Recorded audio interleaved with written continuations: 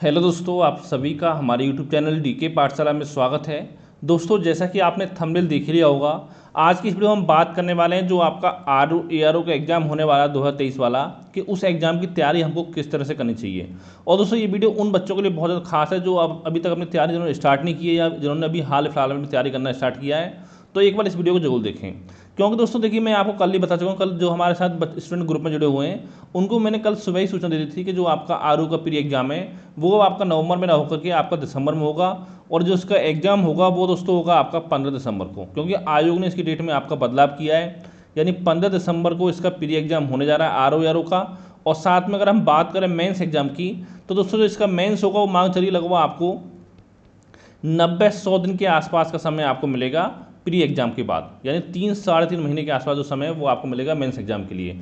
अगर दोस्तों हम बात करें अभी से, अगर हम बात की जाए, देखिए आज आपका 24 मई जो मैं वीडियो बना रहा हूँ, तो यानी कि आपके एग्जाम में देखिए चलो इस महीने के 6-7 दिन निकाले जाएँ और दिसंबर के 14 दिन निकाल दिए जाएँ, फिर भी दोस्तों 5 महीने का समय आपके पास, सॉरी 6 महीने का समय फिर भी आपके पास बचा हुआ 6 मंथ का, जो कि दोस्तों प्री एग्जाम की तैयारी करने के लिए 6 मंथ जो दोस्तों वो मोर देन सफिशिएंट है आरओ के लिए।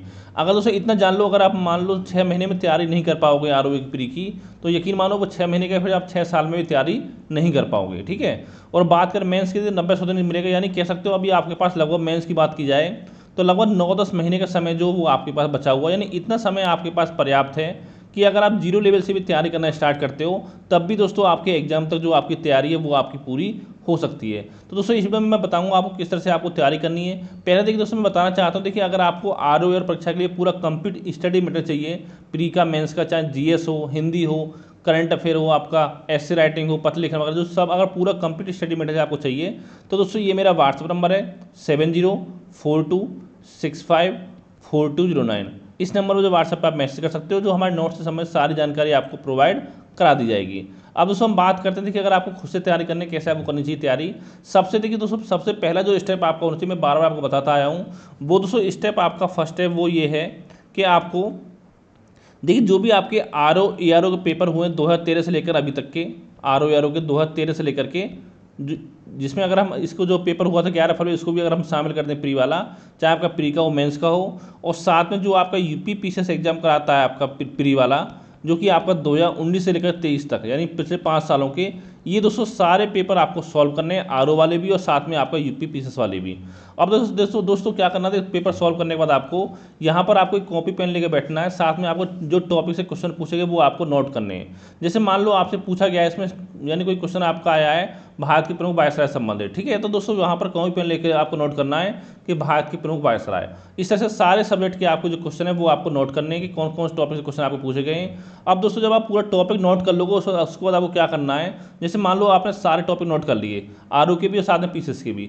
इसके बाद दोस्तों एक काम यहाँ पर आपको ये करना है कि जब आप पढ़ाई करना स्टार्ट करोगे, जैसे मान लो इतिहास पढ़ना स्टार्ट करते हो आप, तो इतिहास में देखिए जो टॉपिक आपके पिछले सालों में पूछे गए हैं, पहले वो टॉपिक आपको अपने अच्छे से तैयार करने हैं, उसका जो बाकी के बचे टॉपिक हैं फिर वो आपको तैयार करने हैं। इस तरह से दोस्तों पूरी रणनीति आपको बनानी है आरओ के लिए भी और साथ में आपका पीसीएस के लिए भी। ठीक है, तो पहला स्टेप दोस्तों आपको ये हो गया। अगर दोस्तों मार्केट में जाओगे तो बहुत सारे पब्लिकेशन मिल जाते हैं जहाँ पे क्वेश्चन आपको मिल जाएंगे आरओ के प्रीवियस क्वेश्चन पेपर, और साथ में आपको वहाँ से नहीं मिलते तो आपको ऑनलाइन मिल जाएंगे। ठीक है, इतना काम आपको करना पहले स्टेप में। अब देखिए दोस्तों दूसरा स्टेप आती है आपकी पढ़ाई की बात आती है, तो उसमें पहले ही आपको बोल चुका हूँ, देखिए अगर आप जॉब नहीं करते हो तो आप कोशिश करिए दिन में 7 से लेकर के 8 घंटे आपको स्टडी करनी है। ठीक है, ईमानदारी से। अब देखिए ये नहीं कि सामने आप मूवी देख रहे हो, मैच देख रहे हो मोबाइल में और पढ़ाई कर रहे हो, दोस्तों ऐसी पढ़ाई करने का कोई फायदा नहीं, उस समय वो पढ़ाई आपकी जीरो है। जब भी आप पढ़ाई करो, मोबाइल लैपटॉप जो भी चीज़ आपसे यूज करते हो वो सब आपसे दूर होनी चाहिए। केवल आपका जो फोकस या तो आपके पास नोट्स हो, खुद के बने हुए किसी और के नोट्स हो, या कोई बुक्स वगैरह हो, तो उससे आपको पढ़ाई करनी है। और साथ में जब आप यूट्यूब से पढ़ाई करते हो तो उसको 7-8 घंटे की पढ़ाई में आप ऐड ना करें। ठीक है, दूसरे से दोस्तों आपको ये हो गया। अब देखिए दोस्तों पढ़ना किस तरह से, देखिए 6 दिन आपको पढ़ना है आपको हफ्ते में। ठीक है, और जो एक दिन आप निकाल लीजिए हफ्ते में, जो आपकी मर्जी हो, कोई सैटरडे हो, संडे हो, मंडे हो, कि एक दिन आपको देखिए जो 6 दिनों में आपने पढ़ा है उसका केवल आपको रिवीजन करना है, कुछ भी आपको उसमें नया नहीं पढ़ना है। इस तरह से दोस्तों आपको तैयारी करनी है। दूसरा स्टेप दोस्तों आपको ये हो गया। फिर दोस्तों अगला जो स्टेप आपका आता है तीसरा वाला, वो देखिए दोस्तों जो आपका सामान्य हिंदी आती है प्री एग्जाम, पता ही होगा आपको 6 टॉपिक आपके पूछे जाते हैं सामान्य हिंदी के। उसमें से क्या करना है आपको सामान्य हिंदी का, कि डेली आपको, यानी जो सप्ताह में 6 दिन आपको पढ़ाई करनी है, तो 1 घंटा डेली आपको सामान्य हिंदी पढ़नी है। 1 आवर पर डे। ठीक है, अब दोस्तों आप खुद सोचो, जैसे मान लो एक सप्ताह में आप 6 दिन पढ़ोगे, तो यानी कि एक महीने में आपके 24-25 दिन कम से कम आपका हिंदी हो गया। चलो मान लेते हैं 25 घंटे आपकी हिंदी हो गया यानी कि एक महीने में, तो आपके पास कम से कम 6 महीने समय आपके पास बचा हुआ, यानी कि 150 घंटे हो गए। अगर दोस्तों 150 घंटे आपने सामान्य हिंदी पढ़ ली ईमानदारी से, तो यकीन मानो 55 नंबर आपके कहीं नहीं गए। ठीक है, अब ये पढ़ना किस तरह से 1 घंटे, तो दोस्तों मर्जी देखिए वो आपकी है। जैसे कि मान लो आप 1 घंटे पढ़ रहे हो, तो यहाँ पे आप 20-20 मिनट के 3 टॉपिक डिवाइड कर सकते हो दिन में, या 30-30 मिनट के 2 टॉपिक डिवाइड कर सकते हो। जैसे मान लो आप पर्यायवाची पढ़ रहे हो, तो ये नहीं कि आज पढ़ने बैठे 100 पर्यायवाची याद कर ली, ये काम आपको नहीं करना है। 5-10 पर्यायवाची पढ़िए, उसी को 12 पढ़िए। अब जब अगले दिन पर्यायवाची पढ़ने बैठो आप, तो पहले जो पुराने पर्यायवाची उनको आप एक बार रिवाइज कर लीजिए। ठीक है, जैसे आपने 50 विलोम शब्द पढ़ लिए एक दिन में, 30 आपने वाक्यांश से एक शब्द पढ़ लिए, 50 पढ़ लिए तत्सम तत्व पढ़ लिए आपने, 30-40 पढ़ लिए विशेषण विशेष्य। इस तरह से आपको पढ़ना है, यानी 2 से 3 टॉपिक लेके चलने हैं आपको दिन में 6 में से। ठीक है, क्यों दोस्तों ये टॉपिक आपके मेंस में काम आएगा, लेकिन मेंस में क्या होता है कि जो पर्यायवाची है वो आपको नहीं आता, बाकी टॉपिक आपके पूछे जाते हैं। तीसरा स्टेप आपका ये हो गया। इसका दोस्तों आपका आता है चौथा स्टेप, देखिए उसमें क्या करना है। देखिए अब बात करते हैं हम करंट अफेयर की पहले। तो देखिए दोस्तों करंट अफेयर अभी आपको नहीं पढ़ना, मैं पहले ही आपको बोल चुका हूँ कि जो स्टूडेंट हमारे ग्रुप में जुड़े होंगे तो करंट अफेयर पूरा मिल जाएगा। ठीक है, उसी टेंशन आपको नहीं लेनी है। अगर पढ़ना भी चाहते हो दोस्तों, तो देखिए जो करंट अफेयर पढ़ना है आपको, वो आपको पढ़ना है आपको 1 जनवरी 2024 से लेकर के। अब पुराना आपको नहीं पढ़ना है, क्योंकि एग्जाम दिसंबर में होगा, तो 1 जनवरी 2024 से लेकर के आपको, जैसे मान लो आपको एग्जाम 15 दिसंबर को होता है, तो मान चलिए आपको 25 नवंबर तक का जो करंट अफेयर है वो आपको तैयार करना है। यानी लगभग आपके 11 महीने के आसपास करंट अफेयर हो गया, जो कि आपके लिए सफिशिएंट है। अब ये पढ़ना कहाँ से, देखिए अगर आप हमारे ग्रुप में जुड़े हो तो फिर तो कहीं से कोई मैगजीन पढ़ने तो आपको नहीं पड़ेगी। लेकिन अगर आप हमारे ग्रुप में नहीं जुड़े हो, तो दोस्तों यहाँ पर मैं आपसे 2 मैगजीन बोलूँगा पढ़ने के लिए। एक दोस्तों आपकी आती है घटनासार, ये पढ़नी है आपको, और दोस्तों इसके बाद इसके अलावा एक पढ़नी है आपको क्रॉनिकल। पढ़ना चाहो लेकिन कोई और पढ़ सकते हो, लेकिन मुझे ये दोनों मैगजीन अच्छी लगती हैं, इसलिए मैं इन दोनों को पढ़ता हूँ। ठीक है, क्रॉनिकल दोस्तों क्या है, इसमें 2 आती है, पतली वाली मोटी वाली। लेकिन जो क्रॉनिकल आपको पढ़नी है वो दोस्तों पढ़नी है आपको पतली वाली। ठीक है, जो कि आपको 30-40 रुपये के आसपास आपको मार्केट मिल जाएगी। ये भी घटनासार भी आपकी सस्ती आती है। ठीक है, तो इतना पढ़ना है। अब देखिए क्रॉनिकल देखिए पढ़ना कहाँ से स्टार्ट करना है। देखिए दोस्तों मैं बताया जनवरी से करंट पढ़ना है। जब आप क्रॉनिकल लेके आओगे, देखिए जो क्रॉनिकल पे आपका मार्च का महीना लिखा होगा, वो क्रॉनिकल में आपका जो करंट अफेयर होगा वो आपका जनवरी का होगा। जिसमें अप्रैल लिखा होगा वो आपका फरवरी करंट अफेयर होगा। तो इस तरह से यहाँ पर आपको पढ़ाई अपनी करनी है। ये बात होगी आपकी करंट अफेयर की। ठीक है, चाहो तो मर्जी देखिए आपकी अभी से पढ़ सकते हो, पढ़ना चाहो तो मंथली लेके, या थोड़ा 1-2 महीने बाद स्टार्ट कर सकते हो, क्योंकि अभी बहुत टाइम है करंट अफेयर पढ़ने के लिए। चौथा स्टेप दोस्तों आपको ये हो गया। फिर दोस्तों बात आती है अगला स्टेप में, हम बात करते हैं आपका निबंध की। क्योंकि पता होगा देखिए निबंध जो आपके मुख्य परीक्षा में पूछा जाता है। अब बहुत सारे बच्चे सोचते हैं कि पहले हम प्री निकाल लें, प्री का रिजल्ट आ जाए तब हम मेंस की तैयारी करेंगे निबंध की। तो दोस्तों उस समय इतना समय आपको नहीं मिलेगा कि आपकी निबंध की तैयारी हो पाए। तो दोस्तों मैं अभी आपसे इतना कहना चाहता हूँ कि अगर आप हमारे ग्रुप में जुड़े निबंध लिखने के, वहाँ तो आपको पूरी तैयारी कराई जाएगी। लेकिन अगर आप हमारे ग्रुप में नहीं जुड़े, तो दोस्तों आप कोशिश करिए कि सप्ताह में आपको 1 निबंध लिखना है। सप्ताह में 1 निबंध आपको लिखना है। यानी आप सोचो, जैसे कि मान लो अगर 1 महीने में अगर 4 निबंध लिखते हो, तो 6 महीने का समय कम से कम अभी बचा हुआ, तो यानी कि 24-25 जो निबंध हैं वो कम से कम आपके प्री एग्जाम तक तैयार हो जाएंगे। उसका दोस्तों अगर आपने 8-10 निबंध आपने और तैयार कर लिए, यानी 34-35 अगर आपने निबंध तैयार कर लिए, तो इतना मैं गारंटी से कह सकता हूँ आपसे कि आपको तीनों पार्टों में एग्जाम में कम से कम 1-1 निबंध देखने को मिल जाएगा जो आपने तैयार किया होगा। ठीक है, तो क्योंकि 1-1 लिखना है आपको, उसमें आपका काम हो जाएगा। अब देखिए पढ़ना कहाँ से निबंध, मैंने पहले बताया था कि आप क्या करें, जो न्यूज़पेपर आपका था, जनसत्ता हो गया, दैनिक जागरण हो गया, राष्ट्र संस्करण, उसमें जो संपादकीय लेख आते हैं वो आप पढ़ सकते हो। योजना कुरुक्षेत्र मैगजीन आती है उनको आप पढ़ सकते हो। कोई और मैगजीन आपकी आती है दृष्टि वगैरह की होगी, क्रॉनिकल जिसमें लेख वगैरह आते हैं, तो उनको आप पढ़ सकते हो। टॉपर्स के इंटरव्यू वगैरह आप देख सकते हो। अगर हम बात करें बुक्स की, दोस्तों इस समय मार्केट में कोई भी ऐसी बुक नहीं है जो आपको यूपीपीसीएससी या आरओ के लिए आपका अच्छी बुक हो। मुझे नहीं लगता कोई ऐसी बुक है। हाँ, कुछ बुक्स आपकी अच्छी हैं, लेकिन वो आपके यूपीएससी लेवल की हैं। तो देखा ही होगा आपने, जो आपका यूपीएससी में निबंध आता है और आरओ में आता है, पीसीएस में आता है, उसमें जमीन आसमान का आपका फ़र्क होता है। ठीक है, तो अगला स्टेप दोस्तों आपको ये हो गया निबंध के लिए।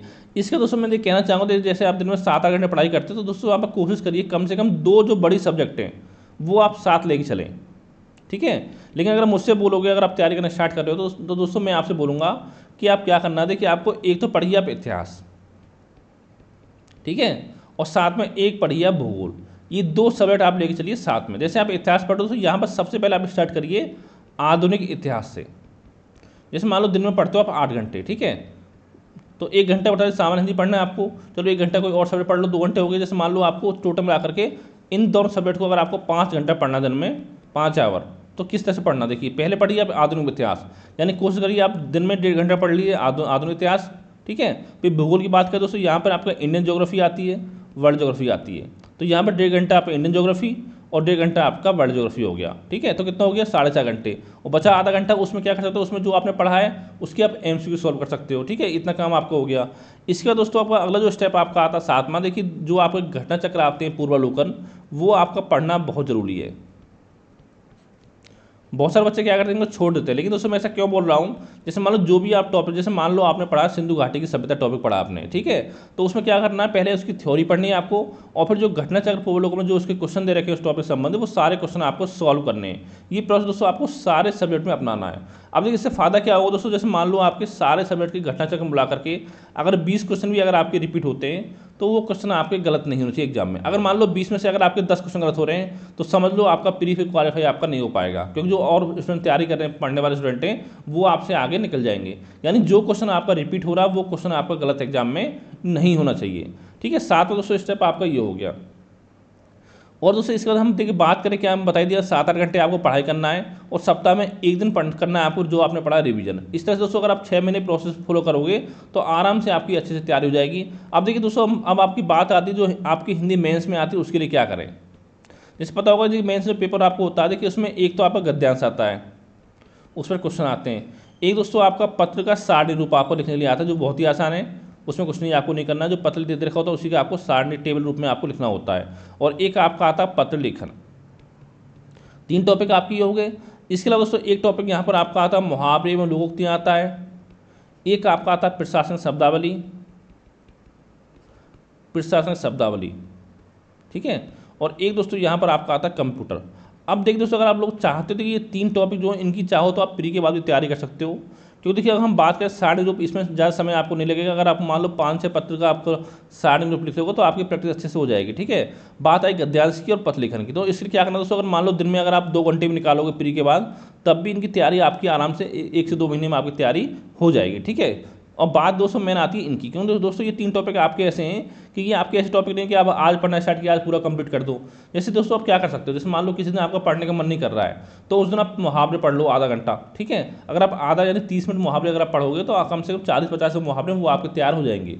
ठीक है, इस तरह से मान लो आप कह सकते हो कि मान लो अगर आपने 10-15 दिन में मुहावरे पढ़ लिए तो आराम से पूरा टॉपिक जो आपका कंप्लीट हो जाएगा। फिर हम बात करें प्रशासन शब्दावली की। यहाँ पर दोस्तों क्या करना है आपको प्रशासन शब्दावली में, तो यहाँ पर डेली आप कोशिश करिए 15-20 मिनट दे सकते हो। जैसे कि मान लो 10 शब्द आपने तैयार कर लिए, ठीक है। और ऐसे कंप्यूटर बात करें, यहाँ पर क्या होता है, कंप्यूटर मेनली 2-2 नंबर क्वेश्चन आपके आते हैं। जैसे कि आपसे पूछ सकता है कि इनपुट डिवाइस क्या होता है, आउटपुट डिवाइस क्या होता है। तो दोस्तों आप कोशिश करिए कि जो आपका प्री एग्जाम हो दिसंबर में, उस समय देखिए ये 3 टॉपिक जो आपके तैयार हो जाने चाहिए पूरा कंप्लीट। ठीक है, ये 3 टॉपिक आपको तैयार हों, जीएस पूरा तैयार हो प्री मेंस का, और साथ में जो हिंदी के छोटे प्री में आते हैं सामान्य हिंदी के, वो आपके तैयार हों। अगर आपका इतना तैयार आपको हो जाता है प्री एग्जाम तक, तो यकीन मानिए आराम से जो आपकी तैयारी है वो अच्छे से आपकी हो जाएगी मेंस की भी। ठीक है, और बाकी जो 3 टॉपिक बचे हैं ये आपके प्री के बाद हो सकते हैं। लेकिन दोस्तों अभी आप कोशिश करिए, देखिए जो आपका जीएस है वो आपका तैयार हो। अगर मान लो 3-4 महीने में जीएस आपका कंप्लीट हो जाता है, मतलब अगस्त सितंबर तक, तो फिर दोस्तों चाहो तो इन टॉपिक को भी थोड़ा बहुत आप डेली पढ़ सकते हो। ठीक है, लेकिन पहले फोकस करिए आप प्री पर ज़्यादा। अब ऐसा ना हो गया प्री के चक्कर में मेंस की तैयारी कर लो, प्री पता चला प्री आपका रह गया 2 नंबर से, तो ऐसा आपको काम आपको नहीं करना है। और बात करें कहाँ से पढ़ना है, कौन सी बुक्स आपको पढ़नी है, तो दोस्तों उस पर मैं ऑलरेडी अपने चैनल पर वीडियो बना चुका हूँ, वहाँ पर जाकर आप देख सकते हो। यानी कि अगर इसके अलावा कोई मन में आपको डाउट हो, सवाल हो, तो दोस्तों मुझे आप व्हाट्सएप पर मैसेज करके पूछ सकते हो, चाहे आप हमारे ग्रुप पर जुड़े हो और नहीं जुड़े हो। ठीक है, तो थैंक यू फॉर वॉचिंग।